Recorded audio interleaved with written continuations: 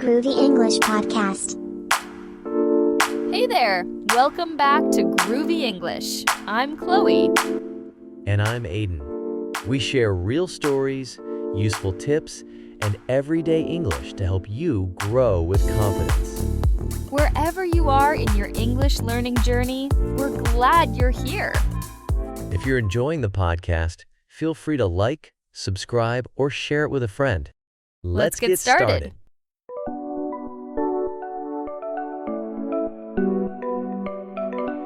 Hello, everyone, and welcome back to the Groovy English Podcast. I'm Olivia, and today I thought I'd take you through something a little different, something more personal, something that gives you a glimpse into how I structure my day, the small habits that guide me, the challenges I face, and the little joys that keep me going. The topic today is called A Day in My Life.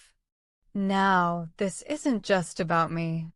I hope that by sharing my day, you'll find things that resonate with your own routine, little insights that inspire you, and maybe even language that you can borrow for your own storytelling when you talk about your life in English. Because after all, learning a language is not just about grammar and vocabulary, it's also about telling your story. And what better way to start than by practicing how you might describe a simple day? When my alarm rings in the morning, I usually wake up slowly. I'm not one of those people who jump straight out of bed full of energy. Instead, I take a few quiet minutes to adjust. I listen to the sounds around me, maybe birds if it's a nice day, or the faint hum of cars if it's a weekday morning. I like to stretch a little before I even sit up, because I find that it helps me start the day with a sense of calm rather than rushing immediately into activity. It might sound small, but those first few minutes set the tone for everything that follows. I've learned over time that if I start the day mindfully, I can carry that presence with me, even when things get busy. Once I get out of bed, the very first thing I do is drink a glass of water. It's such a simple habit, but it makes me feel like I'm refreshing myself after hours of sleep. Sometimes I'll add a slice of lemon if I want an extra boost. While I drink my water, I usually look out the window and check the weather. I think of it as a small ritual, hydrating my body and connecting with the outside world, all before diving into my phone or my to-do list. Now, mornings are my favorite part of the day. They carry this quiet promise, a sense that everything is still possible because the day hasn't fully begun. I usually make myself a light breakfast. Sometimes it's oatmeal with fruit, sometimes toast with avocado, sometimes just yogurt with a drizzle of honey. I like to keep it simple but nourishing. While I eat, I often listen to a podcast or an audiobook, something that stimulates my brain gently without overwhelming me. I find that feeding both my body and my mind at the same time creates a strong foundation for the day ahead. After breakfast, I dedicate some time to movement. Depending on the day, it might be yoga, stretching, or a short walk outside. Exercise for me isn't about pushing myself to extremes. It's about waking up my muscles, breathing deeply, and reminding myself that my body deserves attention just as much as my mind does. When I walk outside, I try to notice the details, the way the sunlight hits the buildings, the way people carry their morning energy, the smell of fresh bread from the bakery down the street. These little details make me feel connected to the world around me, and I think they're an essential part of staying grounded. By mid-morning, I transition into my work. My workday usually involves a lot of creativity, whether it's planning lessons, Writing scripts like the one you're listening to right now, or brainstorming new ways to make English learning engaging. I like to start with the most mentally demanding tasks because that's when my mind is freshest. I sit at my desk, I light a small candle sometimes, and I open my notebook. I'm still old-fashioned in that way. I like to jot down ideas with pen and paper before moving them into digital form. Somehow, writing by hand makes the ideas feel more real, more tangible. Of course, not every morning flows smoothly. Sometimes I get distracted. Sometimes the ideas don't come. Sometimes my mind feels heavy, weighed down by small worries or big questions. On those days, I remind myself that it's okay. Productivity doesn't always mean constant output. Sometimes productivity means stepping back, taking a break, and returning with fresh energy. So I'll make a cup of tea, or I'll do a few minutes of deep breathing, or I'll simply let myself stare out the window without guilt. And almost always, after that pause, I find myself able to continue with greater clarity. Lunchtime arrives often sooner than I expect. I like to keep my lunches light but satisfying. A salad with plenty of vegetables, a sandwich with good bread, maybe a bowl of soup if the weather calls for it. What matters to me most is balance, something that keeps me energized but doesn't make me sleepy. During lunch, I often take a real break from work. I'll put my phone aside, maybe read a few pages of a novel, or watch a short video that makes me laugh. I think it's important to carve out moments that feel like genuine pauses in the middle of the day, rather than simply eating while working. The afternoons tend to be more variable. Sometimes they're packed with meetings, projects, or recording sessions. Other times, they're quieter, giving me space to dive into research or editing. One thing I've noticed is that my energy naturally dips in the afternoon, and instead of fighting it, I try to work with it. If I need to do creative work, I'll play some instrumental music in the background to keep myself motivated. If I need to focus on tasks that are more logistical, I'll make a list and tackle them one by one. That sense of crossing things off a list always gives me a boost, no matter how small the task may be. Around mid-afternoon, I usually have a cup of coffee or tea. Not too strong, not too late, just enough to give me a second wave of energy. I like to pair that break with a small snack, maybe some fruit, maybe a piece of dark chocolate. It's almost like a miniature ritual, reminding me that even during a busy day, I can pause for a little joy. As the afternoon fades into evening, I try to create a clear boundary between work and personal time. This isn't always easy, especially when you love your work and it feels tempting to keep going. But I've learned that resting is also part of working. It allows you to return stronger the next day. So when I close my laptop, I take a moment to physically tidy up my space, as if signaling to myself, the workday is done. That small act of cleaning up is surprisingly powerful. It transforms my desk from a place of effort into a place of rest. Evenings are where life slows down for me. I might cook a more elaborate dinner, something that allows me to be creative with flavors and ingredients. Cooking has always been therapeutic for me. It's both practical and artistic, nourishing and expressive. Sometimes I'll invite a friend over to share the meal, and sometimes I enjoy it in solitude, savoring the quiet. After dinner, I often like to go for a short walk. The streets are different in the evening. they carry a calmer rhythm. People are winding down, lights are glowing warmly, and the air feels softer somehow. When I return home, I dedicate time to personal projects or hobbies. It could be reading, writing in my journal, or exploring something new I want to learn.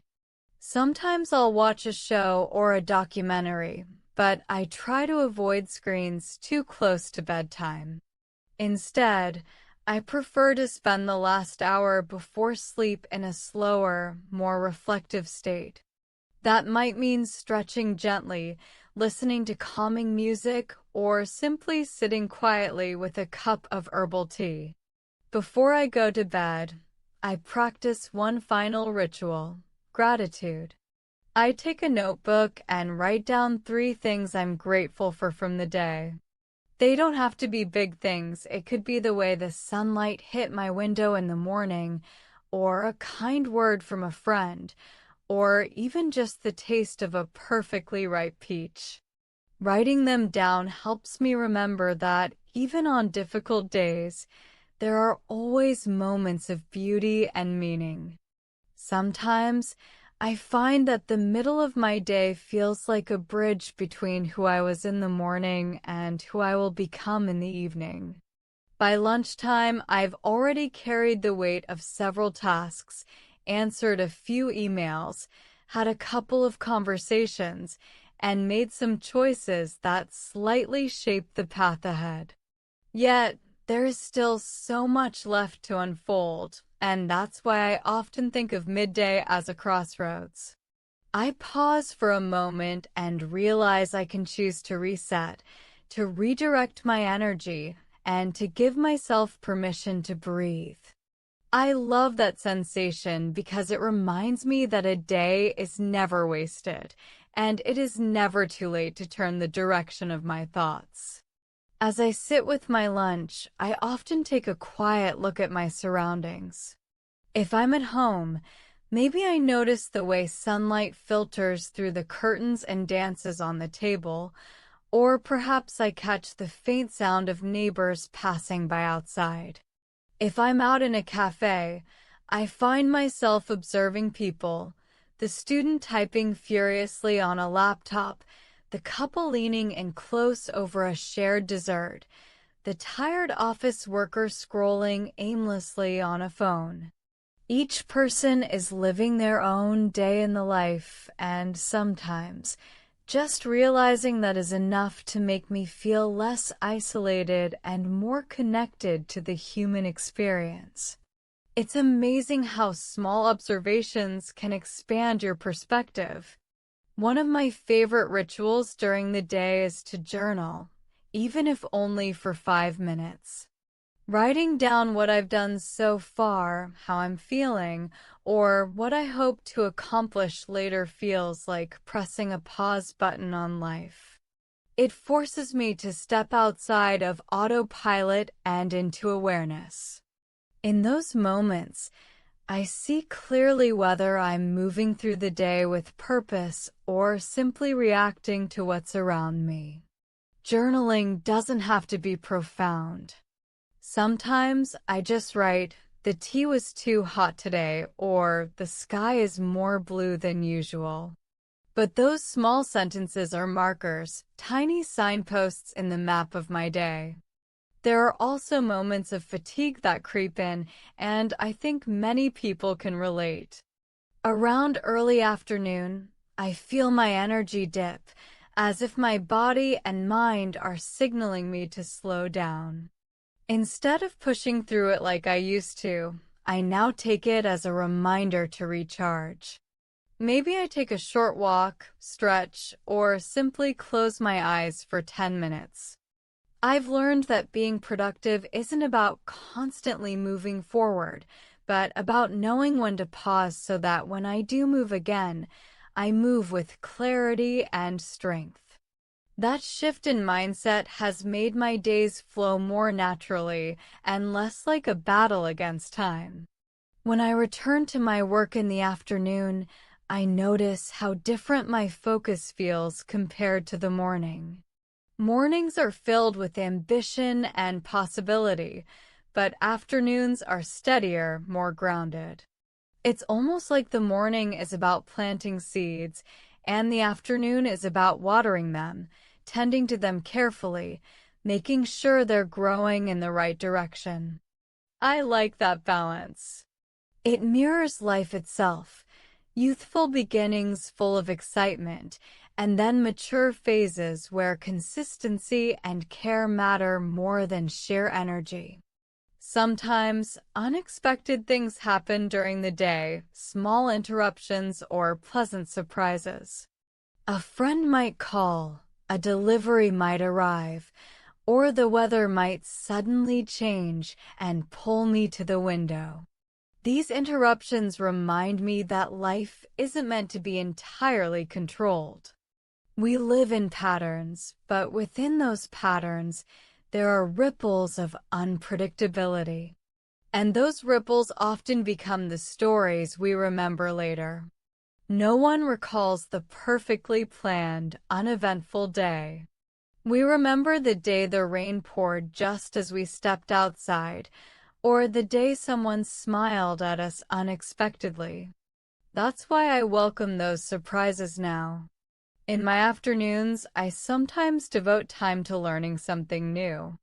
It could be reading a few pages of a book, watching a documentary, or even listening to a podcast that expands my perspective. I think of it as feeding my curiosity. Just as we feed our bodies with food, our minds need nourishment too. And when I incorporate learning into my daily rhythm, I feel that the day hasn't just been about tasks or routines, it has also been about growth.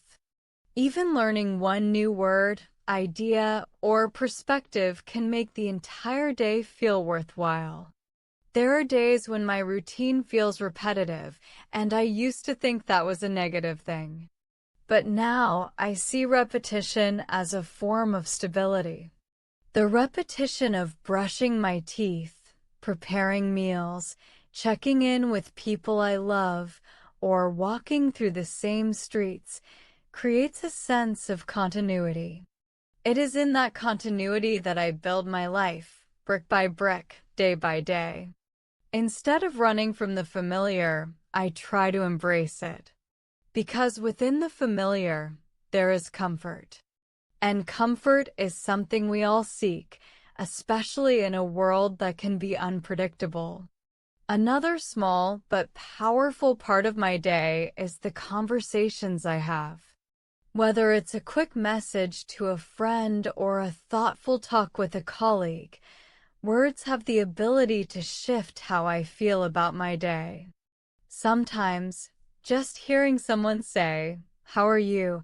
with genuine interest is enough to remind me that I am seen and valued. Communication is not just about exchanging information, it is about exchanging energy, and that energy can be uplifting. I often carry the warmth of a good conversation with me for hours after it ends. The environment I work in also plays a huge role in shaping my day. If my space feels cluttered, my mind feels cluttered too. That's why I dedicate a few minutes to tidying up during the day. It doesn't have to be a full cleanup. Just putting things in order makes a big difference. A clear desk, a neat room, and even lighting a candle can reset my mood instantly. It's a reminder that the external world and the internal world are deeply connected. When I care for my surroundings, I also care for myself. Sometimes, I wonder how my day would look to someone else if they could watch it like a movie. Would it seem ordinary? Perhaps. But I think there's beauty in the ordinary. A day doesn't have to be filled with dramatic events to be meaningful. Often, it's the quiet, unnoticed details that give the day its richness. The sound of water boiling, the feeling of sliding into comfortable clothes after a long task, the soft hum of background music. These are things that make a day uniquely mine. I also believe that a day in life is not just about what I do, but about how I interpret what I do. Two people can have identical routines, yet one might feel drained and the other fulfilled. The difference lies in perspective. I try to approach each part of my day with appreciation, even if it's something mundane. For example, instead of thinking, I have to do the laundry, I think, I'm grateful to have clothes to wash and the ability to care for myself. This shift turns tasks into acts of gratitude, and gratitude, in turn, transforms the tone of the day. As the afternoon progresses, I notice how my energy shifts once again. There is often a sense of anticipation building for the evening.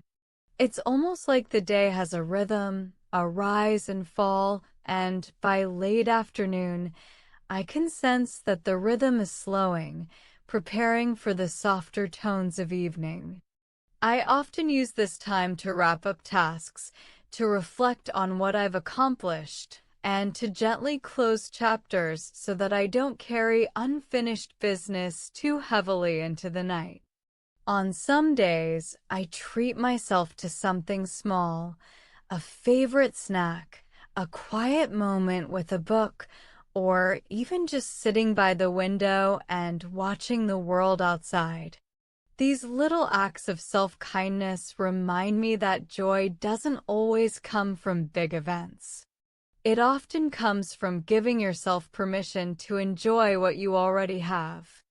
I used to overlook these moments, but now I treasure them. They are the pauses that make the music of the day more beautiful. The interactions I witness between strangers during the day also stick with me. Sometimes I notice someone holding the door for another person or offering directions to a lost traveler. These acts are small, but they ripple outward.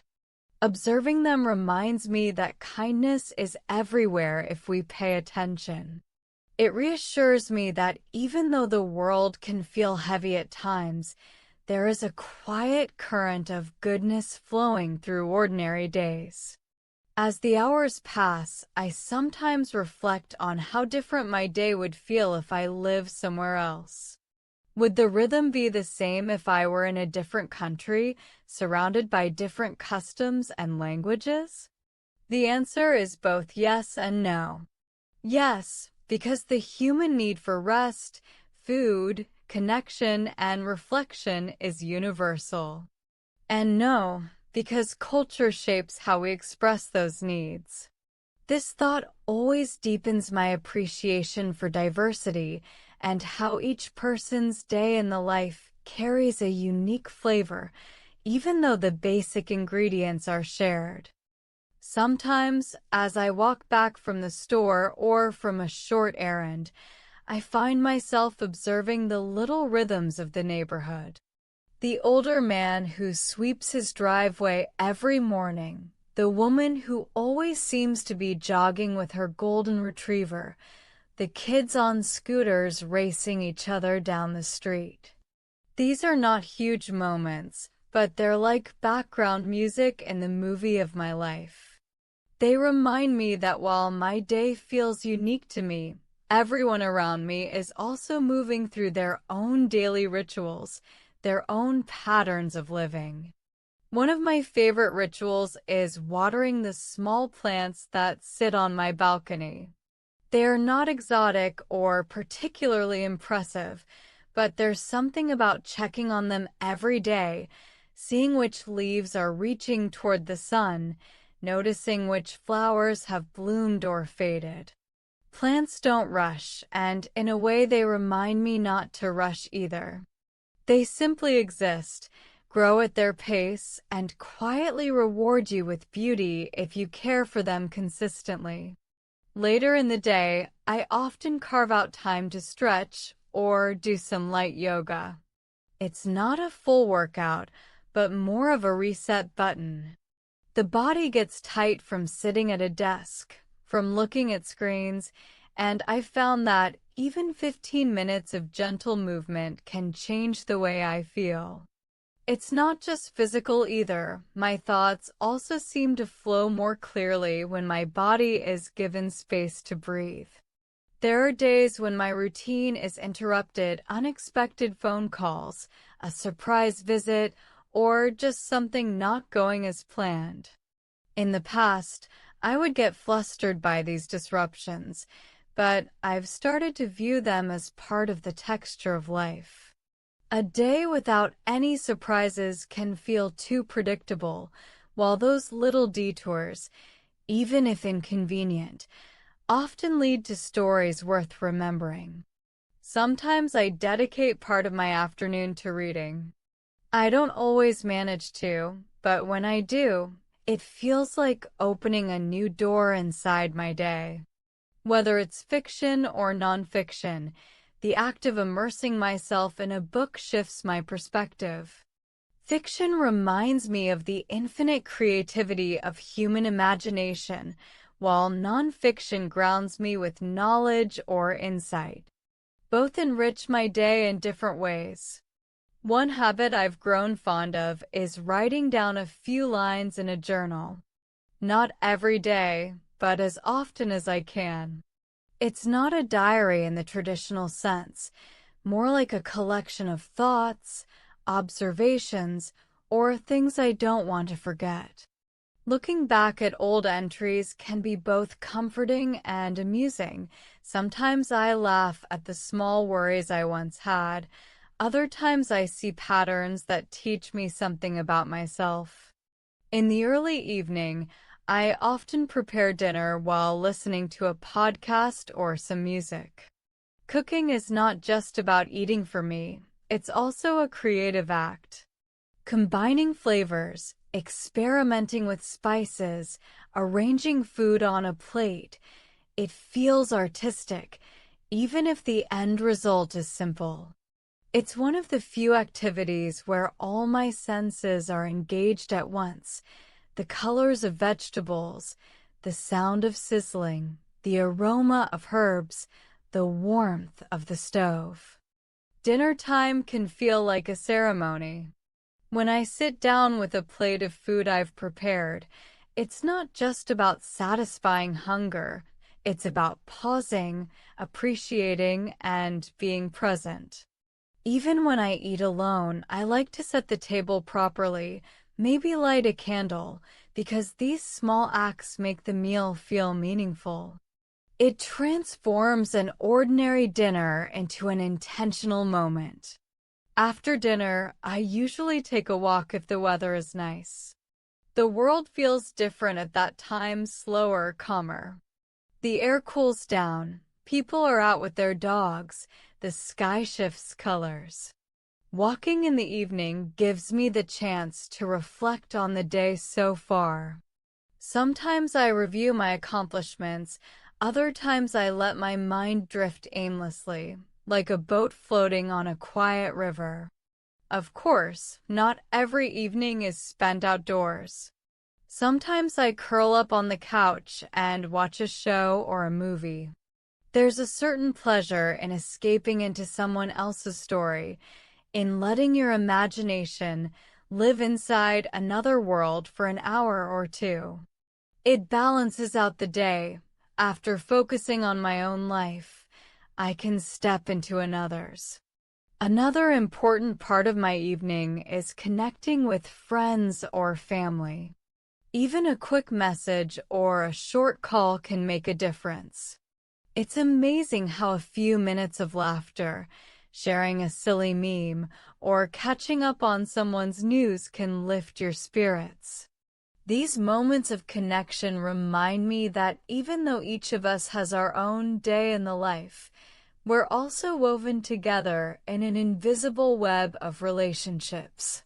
There are evenings when I feel restless, when I want to work on a personal project or dive deeper into a hobby. It might be experimenting with a new recipe, editing a short video, or exploring a creative idea. These nights feel energizing, almost like bonus hours added to my day. Instead of winding down, I'm winding up, but in a way that fuels me rather than drains me. At other times, rest is exactly what I need. There's something special about evenings that are intentionally quiet. Soft lighting, a warm blanket, maybe a cup of tea. These nights are less about doing and more about simply being. They balance the busier days and remind me that stillness can be just as fulfilling as productivity. I also like to end my evenings with some form of reflection.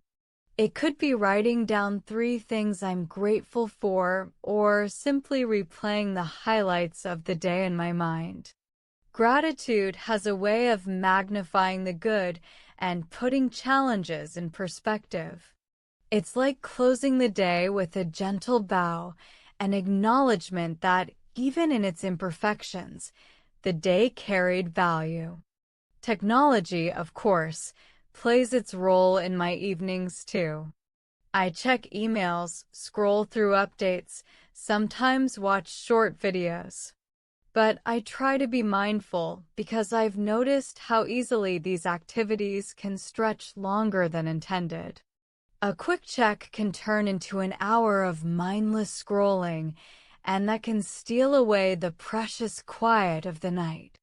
Setting boundaries here has become one of my ongoing projects. As bedtime approaches, I focus on winding down. Sometimes I read a few pages of a book, sometimes I listen to calming music. The ritual of preparing for bed, washing my face, turning off lights, pulling the covers over myself, signals to my mind that the day is complete. These small gestures matter because they create continuity, a sense of closure before rest. Lying in bed, I often think about the people I encountered during the day, whether in person or virtually. Maybe it was a cashier who greeted me kindly, a neighbor I waved to, or a friend who made me laugh over text. These small interactions accumulate and leave an imprint. They remind me that no day is lived in isolation, even if it feels solitary. As I close my eyes, I sometimes visualize what I hope tomorrow will bring. Not in a demanding way, but like planting seeds of intention. Maybe I want to approach tomorrow with more patience, or with a focus on creativity, or with an open mind for surprises. It's a gentle way of carrying today forward while also preparing for the freshness of a new beginning. What I've realized through living these days one after another is that the magic often hides in the ordinary. The daily habits, the recurring rituals, the familiar people, they may seem small, but they're the threads that weave the larger fabric of life. When we pay attention to them, they transform from routine into ritual, from ordinary into meaningful. Sometimes I like to think about the little coincidences that happen throughout the day. Perhaps I bump into someone I haven't seen in months, or a song comes on that perfectly matches my mood. These small moments feel like life's gentle reminders that there's an unseen rhythm connecting everything. Even when the day feels ordinary, these coincidences can spark wonder and gratitude, turning an average day into something memorable. Evenings are also a time when I reflect on personal growth. I ask myself questions like, did I handle challenges with patience today? Did I notice the small joys around me? Did I connect meaningfully with others? It's not about self-criticism, but rather self-awareness. By reflecting in this way, I can learn from the day's experiences, carry forward what worked, and adjust what didn't, all without judgment. There are nights when I feel inspired to plan something creative, even if it's late. I might sketch out ideas for a podcast episode, brainstorm content for my channel, or experiment with a new recipe for dinner the next day. These creative bursts often happen when the world slows down around me.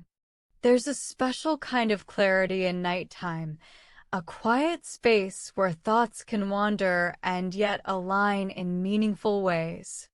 Sometimes I simply sit in silence before bed, letting my mind rest without trying to control it. I pay attention to my breathing, the sensation of my body against the sheets, and the lingering feelings from the day. It's a meditation of sorts, a way to honor the day that has passed, to let go of any tension, and to prepare for rest. Even a few minutes of mindful silence can reset my mind and leave me feeling calm and centered. Finally, I remind myself that every day is a gift, even when it's imperfect. Life is made up of countless ordinary days strung together, each with its own rhythm and lessons. By embracing the day fully, noticing the small moments, and appreciating the ordinary, I find that life feels richer and more meaningful. And with that sense of gratitude, I allow myself to drift into sleep, ready to welcome a new day with open arms. Your English is shining brighter by the minute. Hit that next video to keep leveling up your skills. Or dive into our other episodes for more secrets to talk like a pro. Don't forget to subscribe, like, and share to join the Groovy English crew.